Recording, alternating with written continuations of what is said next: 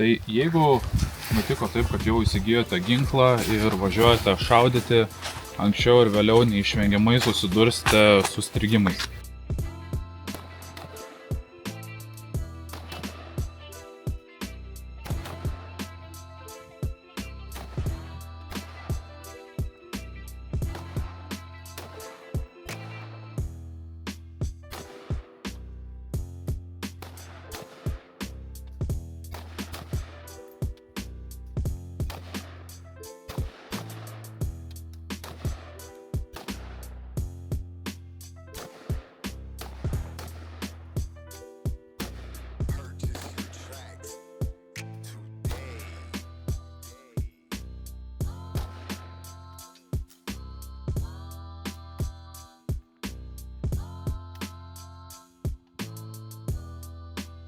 Vienas iš dažniausių strigimo šalinimo būdų tai yra angliškas terminas tap, reg, shoot. Tai kuomet mes pasiėmam savo ginklą, tap, įsitikinam, kad gerai prijungta dėtuvė, reg, pertraukiam spyną ir shoot, šaunam.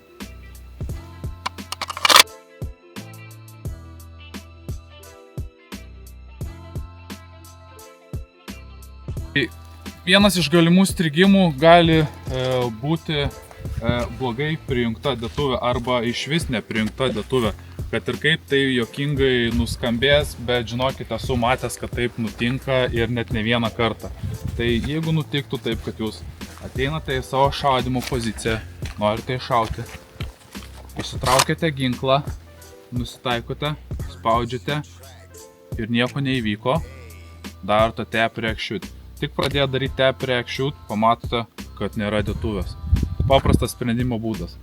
Pasiemate dėtuvę, ją prijungiate, ginklą užtaisote ir atliekate. Blogai prijungta dėtuvė. Jūs įstatote dėtuvę, bet jos iki galo neužfiksuojate. Užtaisote ginklą, šaunate ir šūvio nėra. Sprendžiam šitą problemą būdu tap, reg, shoot. Tap, reg.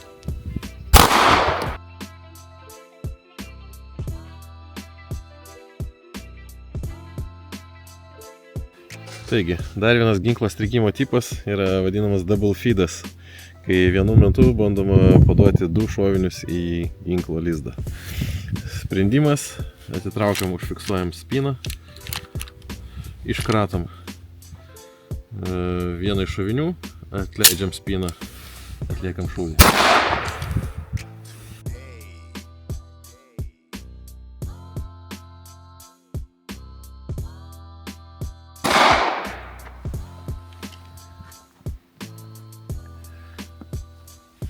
Failed to feed. Dėl to, kad ginklas buvo laikytas per silpnai, ginklo ciklas neįvyko ir ginklas nepersiteisė. Šalinam strigimą ir tęsiam šaudimą.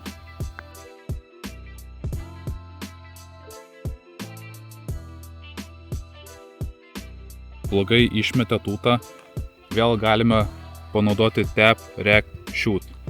Tap, reg, nesuveikia. Tada ką darome? Užfiksuojame spyną galiniai padėty, iškratome lauk tūtą, grąžinam spyną į priekį ir tęsiame šaudimą.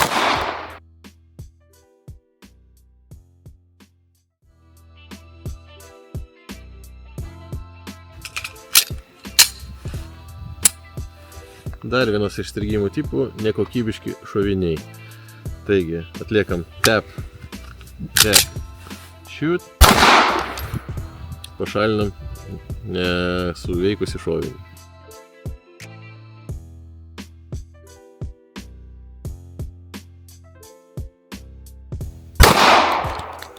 Dar viena priežastis, dėl ko negalite atlikti šūvio – pasibaigę šoviniai. Keičiam vietą.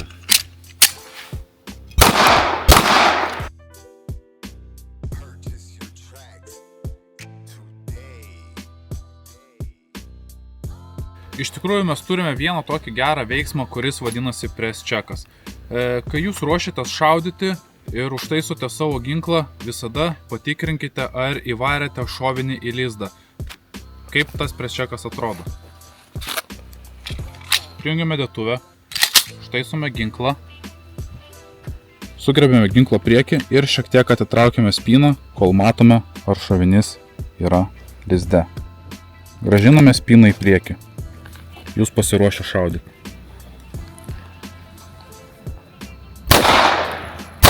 Su ilgais ginklais iš esmės viskas taip pat kaip ir su pistoletais.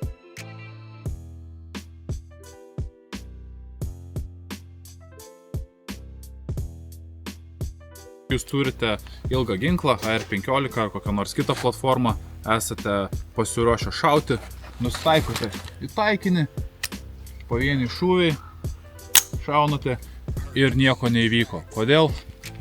Ogi žiūrite, jūs nesate prisijungę dėtuvės. Taigi, lygiai taip pat kaip ir su pistoletu gali būti, kad jūs prijungiate dėtuvę, užtaisote ginklą, šaunate ir nieko. Tas pats sprendimo būdas. Tap, rek.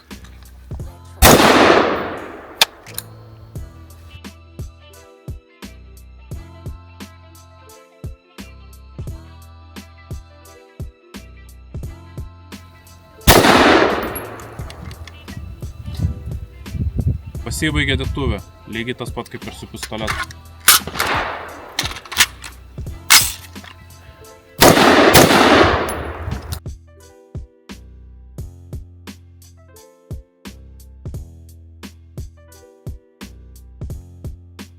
Tai gali būti, kad jums šaudant nutiks ir taip, kad neišmes tūtos, turėsite štai tokį kaminą.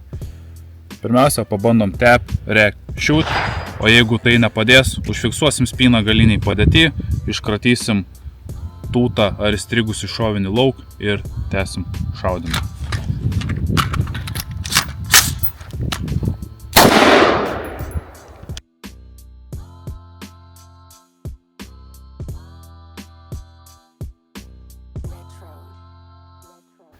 Dar vienas strigimas, kuris gali atsitikti su ilgu ginklu, taip pat kaip ir su pistoletu, tai dvigubas padavimas. Matome, yra susigrūdę du šoviniai, atliekame tą patį tap, rek, shoot, o jeigu nepadeda, užfiksuojam spyną galiniai padėti, iškratome tai, kas sudarė strigimą ir tęsiame šaudimą.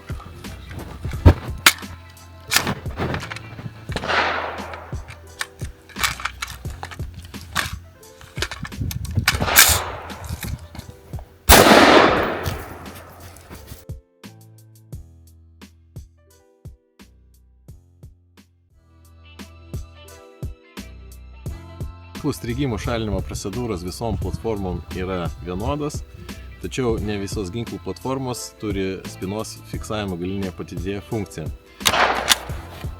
Užtaisom ginklą, atliekam šūvį. Spyna nesifiksuoja galinėje padėtyje. Atjungiam dėtuvę, įsitikinam, kad jinai tuščia ir prijungiam dėtuvę su šoviniais.